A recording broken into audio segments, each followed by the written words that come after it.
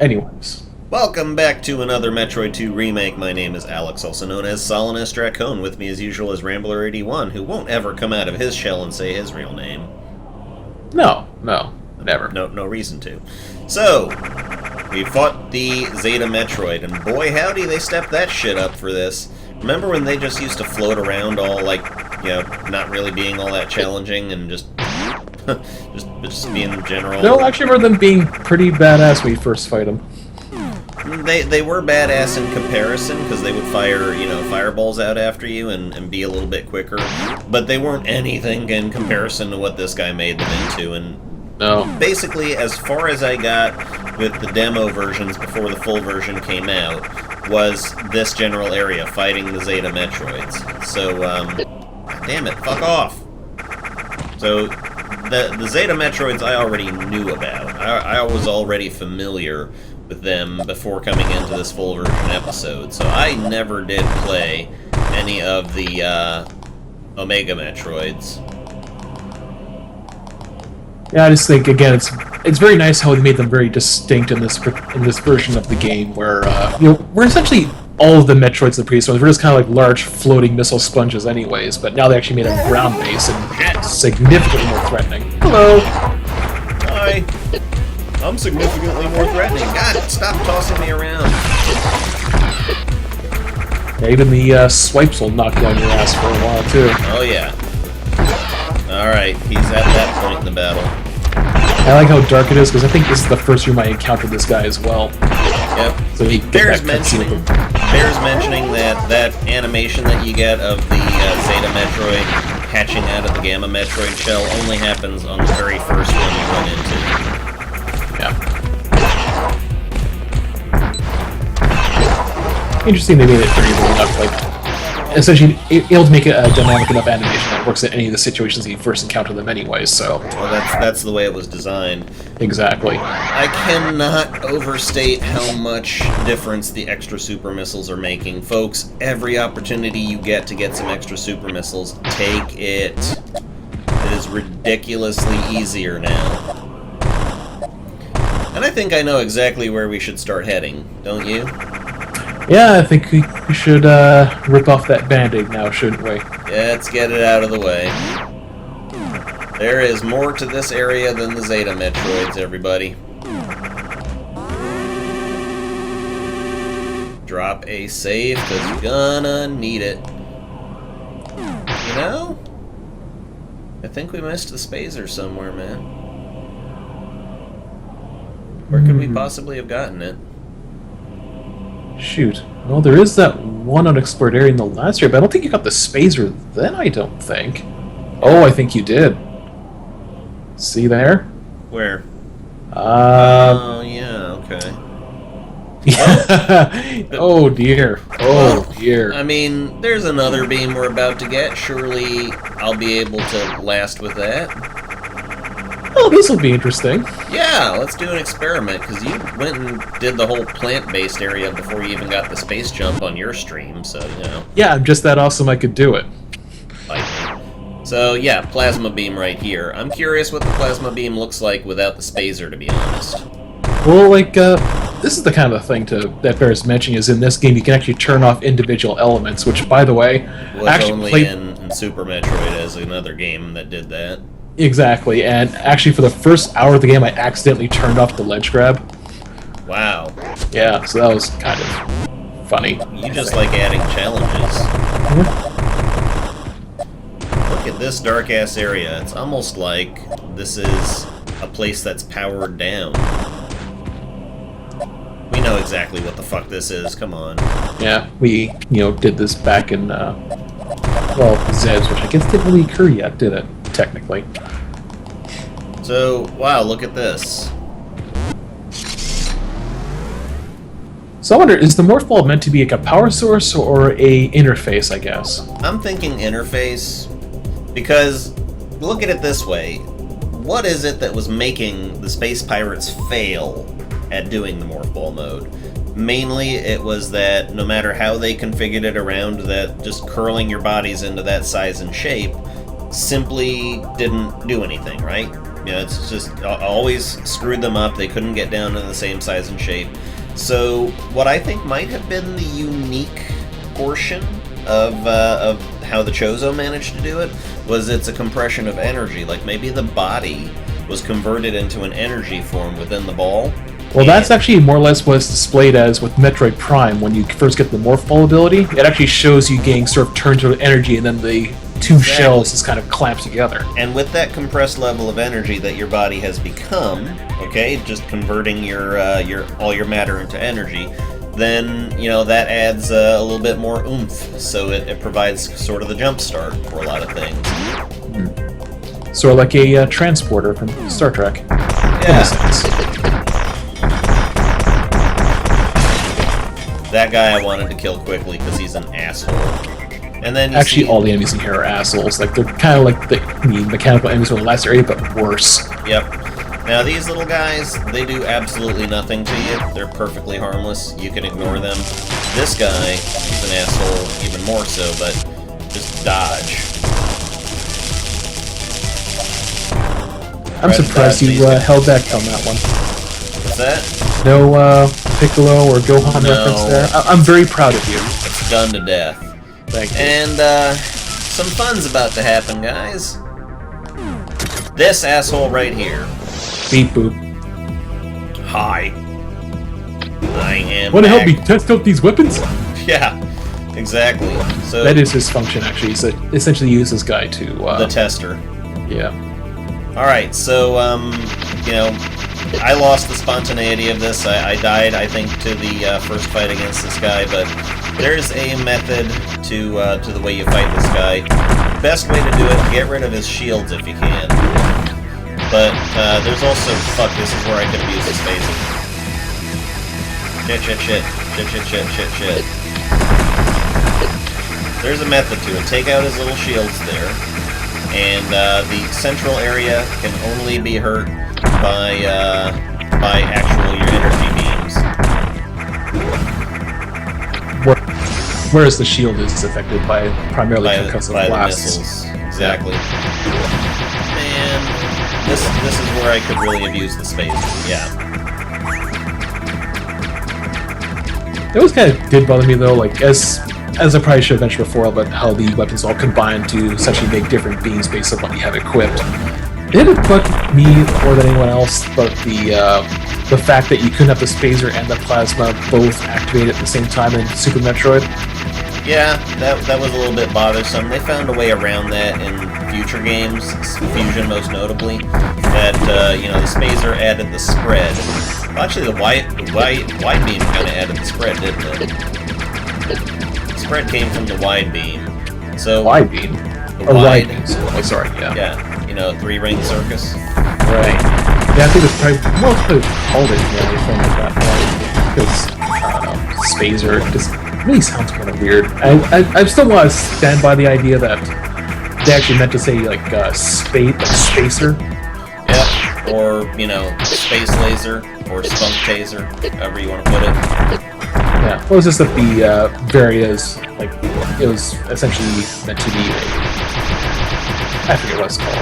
Barrier. Well, yeah, it's meant to be barrier, but just like how it got that way from translation and such. Well, the Morph Ball was originally called the Maru Mari. I gotta look at what that was all about. I don't know. I'm just in shit right now. You can also destroy the turrets temporarily. Fuck. Oh, super missiles. Yeah. More worried about the energy right now.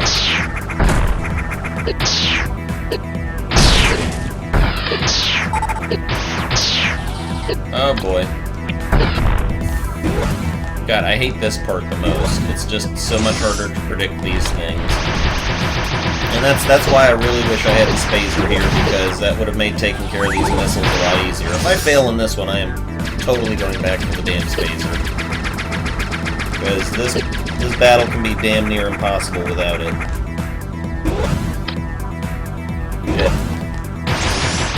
Yeah, now it's playing keep away, which I think is the most annoying part of this boss. I think it's It's actually fine for me because playing Keep Away lets me get a better crack at these missiles. Yeah. This could be a safe spot to stand. Yeah. I think it's kind of a mean thing to say that. I think this probably is like the worst designed boss in the game, but you know, for a game that's very well designed out like with all the other elements. It's a good challenge, definitely. It's a magnificent challenge.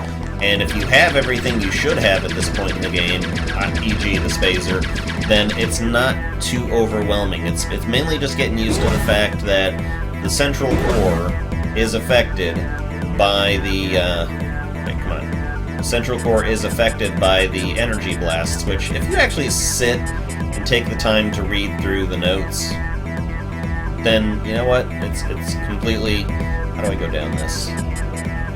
Command all damage within seconds, but it tells you exactly how to fight this guy. Well, it's like useful, like the scanning in the Prime games.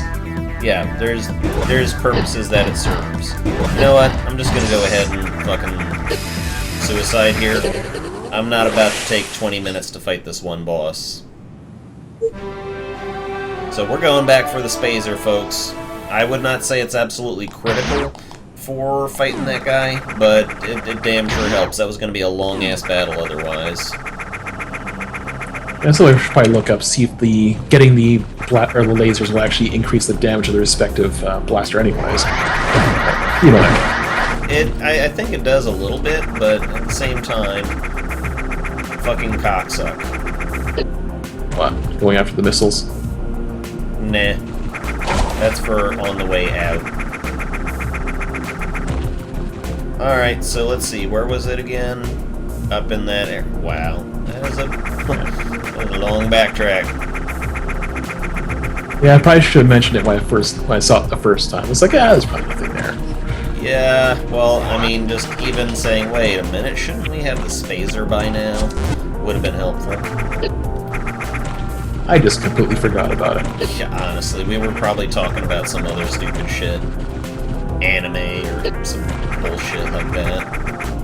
Stuff nobody in their right mind, no grown up would ever talk about. Alright, fuck yourself! God, bull-ass enemy. That motherfucker right there, too, pisses me off. You're gonna be so happy once you get the screw attack, huh? It's gonna be glorious. Oh, stop. Yeah, actually, something I did find a bit strange about, so I played through the original Metroid, like, fairly recently. Yeah, or are you talking about the hack? Yeah, but, with the map and with the save system? Yeah, but I think, like, otherwise the same thing, but anyways, so the screw attack, like, of all things, that becomes your main mode of attack, like, once you get it, because it is so, like, ridiculously powerful in that game. Well, it's mainly just for dealing with the mook enemies. When you're actually fighting tough stuff, then it becomes a little bit less useful. That's true, but it just seems like that becomes your main form of offense in a game where you have a blaster for an arm. Like, you don't make a proper use of your other ornaments except for, again, like the bosses and Metroids later on. Well, you've used the blaster up until this point pretty much exclusively, so it's not like you don't get enough play out of that particular weapon. That's true, but it becomes almost useless, like, especially once you go back to the ice beam anyways. Yeah. Jesus Christ. And so, up and around. I'm just going over the method of getting to the fucking place. It's gonna be a ball ache. Oh well. This'll be the backtrack episode. Teach me a thing or two.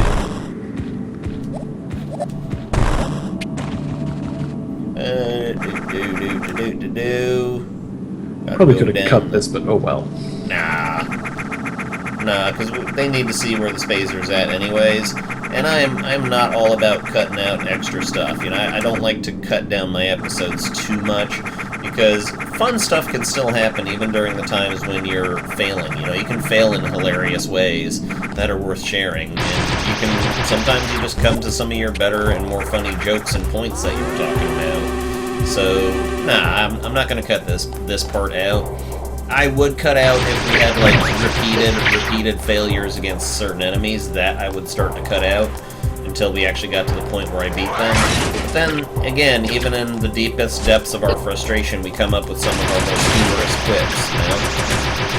So, it's worth it, for the most part, not to cut stuff out, because the content is not just the game that we're playing here. The content is the people who are, well, commenting while playing the game. Or at least sharing our experiences in the game as well. Or just even talking about general stuff in general.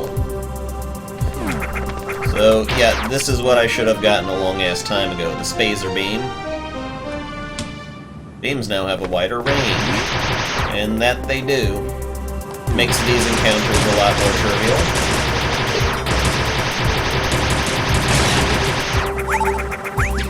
Now that I've got that, time to work my way back out. You know, I came so fucking close before, I don't understand why I turned back. Just forgot. Yeah, got distracted. I think he actually went there for a little bit and he just turned it off for whatever reason. Yeah. Just, we were talking about something, probably the copyright crap. Yeah, copyright ruins everything. Let's not reawaken that conversation, sir. I live in Canada. It bites us in the ass all the time. I want to talk about it. Well, actually, I don't really want to talk about it. But just saying, it's a bit of an issue with me. Can you do it on your videos, please? Yeah, when I start making them. Yeah, which, you know, you can do it, buddy. I believe in you. Yeah, one of these days. Never give up. Alright, so we got the Spazer finally, and does not help against these little dealy bobs. Oh, yes it does, actually. Look at that. Not worth the trouble, though. Even killing with the screw attack is hardly worth it. Honestly, those guys, just live and let live, you know? They're just moving fucking floor hazards. They're just using their built-in self-defense. It's cool, bruh. It's aight. Don't even want to talk about the whole subject of, you know, evolution in this one, because obviously I subscribe to the theory of evolution, and the theory being, you know, a well-proved scientific, highly likely fact, not the way that people use the word theory these days is just sort of a guess. No, folks, a guess is a hypothesis. That is the technical term. A hypothesis is, I think this might be the case. It becomes a theory when you've done mountains and mountains and mountains of testing, and it's been reviewed by your peers and triple cross-checked by the community to say, yep, we are all coming to the same conclusion based upon all the data that we are mining together. It only becomes an actual theory, which is an accepted likely fact, when mountains of information have come together and causation has been turned into the, well, not causation has been turned, causation is what it is rather than correlation. So the theory of evolution is not just a theory. The theory is, it's a fucking theory. It's not the hypothesis of evolution. A game theory? Sorry, I just had to sneak that in there. Kiss my ass. MatPat. Love it. Anyways, I have nothing against MatPat. Yeah. Bitter about that shit. That you brought him up on my channel. Yeah. But at least there is somebody you didn't bring up. What? John Cena! Now, you see, I didn't even invite that one here. Yes, I know. I'm not letting you live it down. No. But at least I did. Well, I did in the lost episodes. Oh well. Shucks. And you're not gonna ever see the lost episodes, folks. I don't do blooper reels. No, but I still think it'd be comical to see, you know, Solanus dementia. Solanus. Talking, yeah, just see you just kind of talking to yourself. I do that anyways. Alright. Back down here. Ow. So, let's see if we can't... Hey. How do these things even attain flight? Well, I mean, I guess you can say that for, like, 3/4 of the enemies in this game anyways, but... Probably they've got, like, gas bladders in their head. Like, you know, they're made mostly of just, you know, they got gaseous insides. and they're just, wiggling their bodies to create enough air current to move forward. Either that or they're farting along. But in any case, that has been the end of this episode. I want to thank you all for watching. Once again, Alex, also known as Solon Stracone. With me is Rambler. Goodbye, Rambler. See ya. AM2R, folks.